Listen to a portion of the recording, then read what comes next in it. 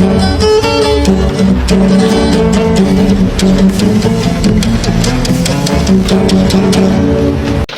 magandang umaga po sa inyong lahat. Muli nandito po ang lingkod Epifanio Labrador dito po sa ating programang Reaction Mo Birada Ko.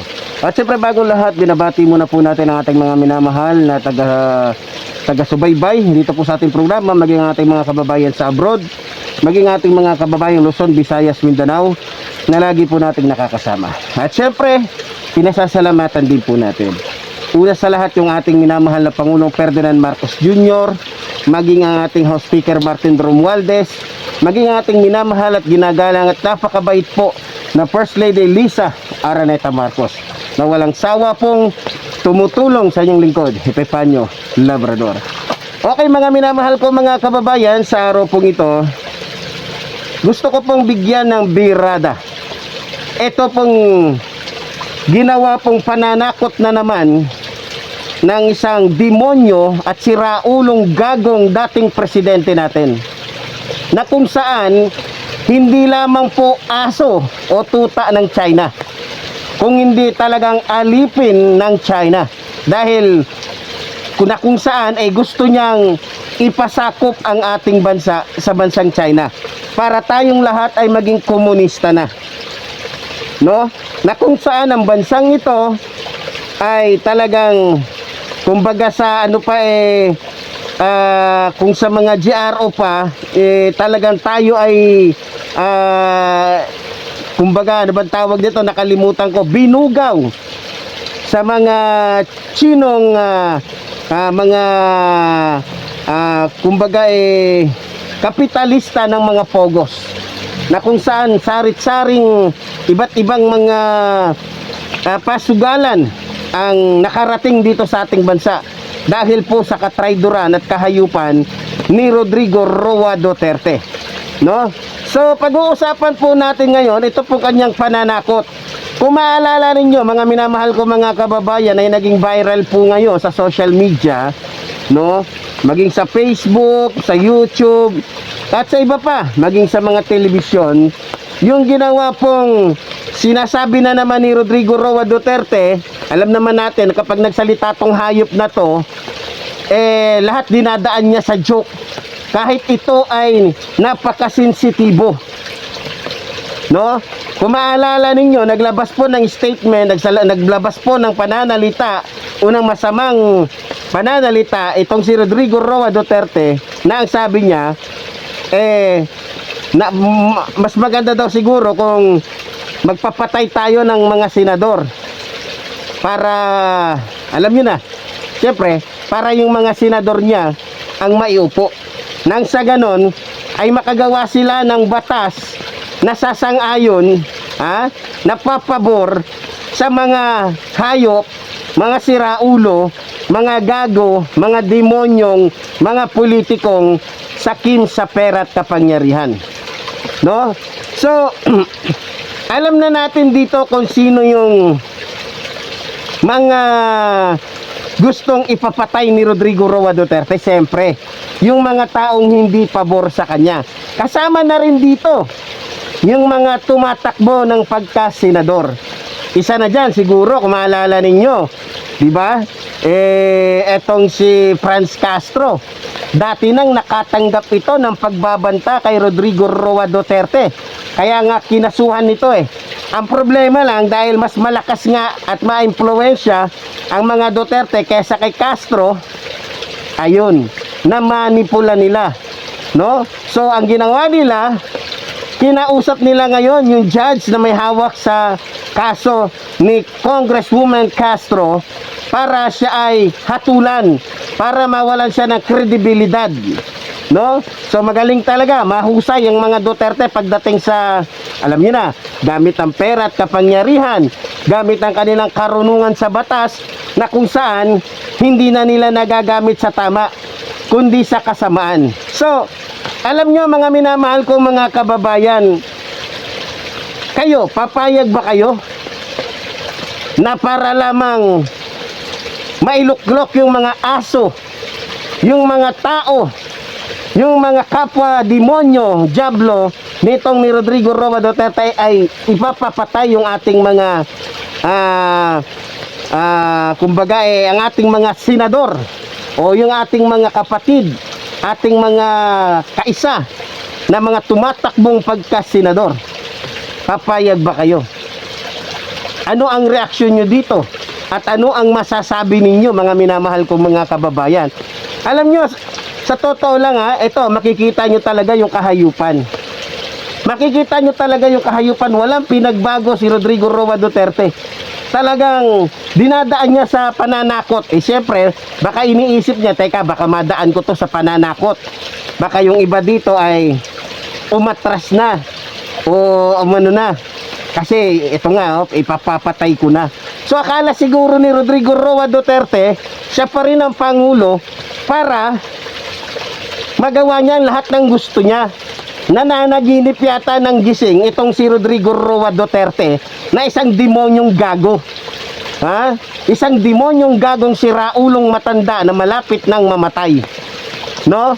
So, kaya alam nyo mga minamahal ko mga kababayan, dahil dito sa kanyang ipinahayag, ayon po sa aking natanggap na impormasyon at tayo naman ay tumatawag sa ating mga kaisa, mga vlogger, sa mga kaisa natin na nandiyan dyan mismo sa kamera.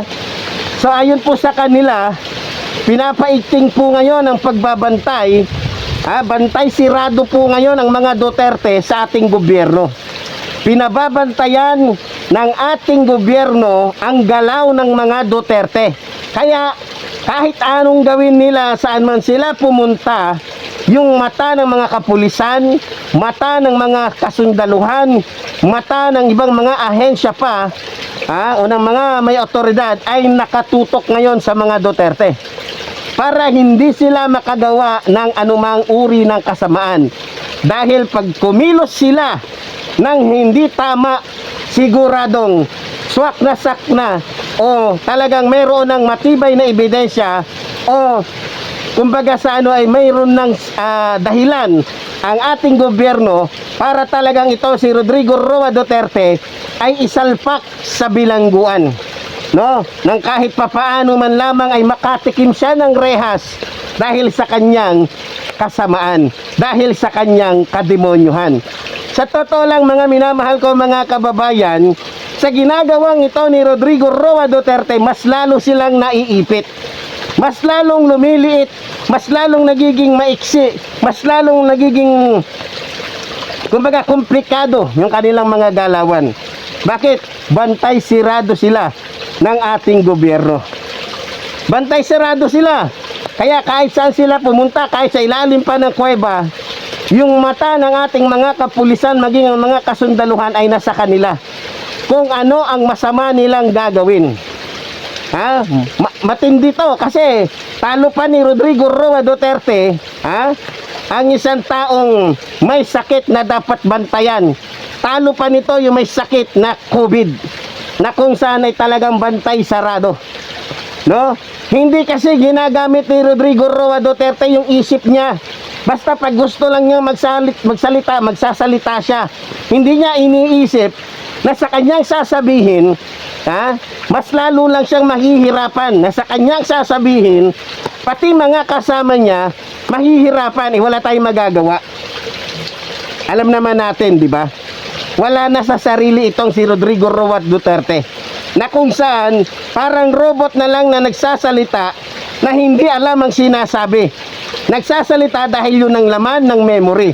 Kung baga, malamang yung kanyang mga sinasabi, yun ay ayon na lamang sa kanyang mga naging kinagawian noon mga bata pa siya, no? So pero sa totoo lang mga minamahal ko mga kababayan, mabuti na rin nadudulas, mabuti na rin ginaganito ni Rodrigo Roa Duterte yung kanyang mga sinasabi. Dahil mas nagiging handa, mas nagiging active, mas nagiging kumbaga mas nagiging yung ating mga kaisa, lalong-lalo na yung mga senador na alam naman natin na mainit sa mga Duterte. Kaya para sa akin, dapat mag-ingat po yung ibang mga senador, lalong-lalo na etong si senador sino ba to yung mainit talaga dito, Risa Ontiveros. Sino pa ba? Si Gatchalian. Sino pa ba? Marami pa. So, dapat ingat-ingat kayo kasi ang gusto kasi ni Rodrigo Roa Duterte na maupo sa mga posisyon na yan, lahat ay mga aso niya. Mga aso niya na pwede niyang pasundin, pwede niyang padilain sa kanyang puwet. No? Tandaan ninyo, kawawa ang ating inambayan kapag kayong mga senador ni Rodrigo Roa Duterte ang maiboboto o ang mailalagay sa posisyon. Dahil alam naman natin na itong si Rodrigo Roa Duterte ay maka-China. No? Labanan po ito. Kaya gustong ipapatay ni Rodrigo Roa Duterte yung mga senador natin dahil gusto niya talagang ipasakop na tayo sa bansang China. Kaya labanan po ito ng Team China at Team Pilipinas. So, kilala naman natin kung sino yung mga Team China. Simulan po natin. Team China. Rodrigo Roa Duterte, Sara Duterte, Paulo Duterte, excuse me po, etong kanyang anak na si Bastey Duterte, maka-China yan, Team China yan mga yan. Sino pa? Yung kanyang si Pantaleon, o sino pa? Itong si Vic, sino pa? Etong siyempre si Bato de la Rosa, si Bongo, o si Robin Padilla na nagsasabing may dugong Chinese. So, yan yung mga tao na yan, yung mga Team China. Kasama na dyan si Philip Salvador na isang gagong ama. Ha? So, yan yung mga maka-China. Yan yung Team China. So, papayag ba kayo? Excuse me po, pasensya na. Medyo inuubo po talaga yung lingkod dahil ito mga nakarang araw, kaya kahapon di po tayo nakapag-vlog dahil inuubo po talaga ang yung lingkod dahil nga po sa sama ng panahon. Okay, so alam naman natin kung sino yung mga Team Pilipinas. So, Pangulong Ferdinand Marcos Jr., Romualdez, at iba pa. Basta mga kaalyado ng ating mahal na Pangulo, yan po ay Team Pilipinas. So, alam nyo na kung kanino nyo ipapaubaya yung kapangyarihan na dapat ay na nasa mga taong matuwid, no, na kung saan ay talagang makabansa. Huwag natin ipaubaya ang kapangyarihan ng huwag natin ipaubaya yung kapangyarihan sa mga taong magiging aso at sunod-sunuran lamang sa iisang tao na walang iba kundi si Rodrigo Roa Duterte na isang buang na Lord of Lords ng drugs, ng mga drugs. So, pasensya na po. So mga kababayan ko, ito na yung sinasabi ko na talagang dahil alam ni Rodrigo Roa Duterte na hindi sila mananalo, dinadaan na naman niya sa pananakot. Ganyan talaga sila. Hindi na nagbago yan. Tapos pag umalma, sasabihin joke lang. Hindi joke yan dahil buhay ng mga senador ang nakasalalay dyan. Ikaw putang ina mo kang Rodrigo Roa Duterte, kang tarantado ka.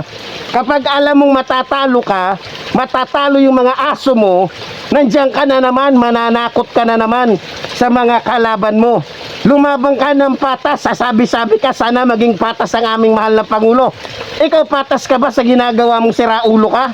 Ginagawa ba ng aming mahal na Pangulo yung ginagawa mong pananakot? Hindi. Eh kung gamitin kaya ng aming mahal na Pangulo ang kanyang kapangyarihan ngayon at unahin kang ipapatay kang demonyo ka. Ha?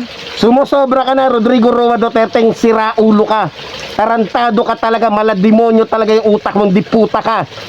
Ha? So, ang akin lamang dito, sana mag-ingat po yung ating mga senador.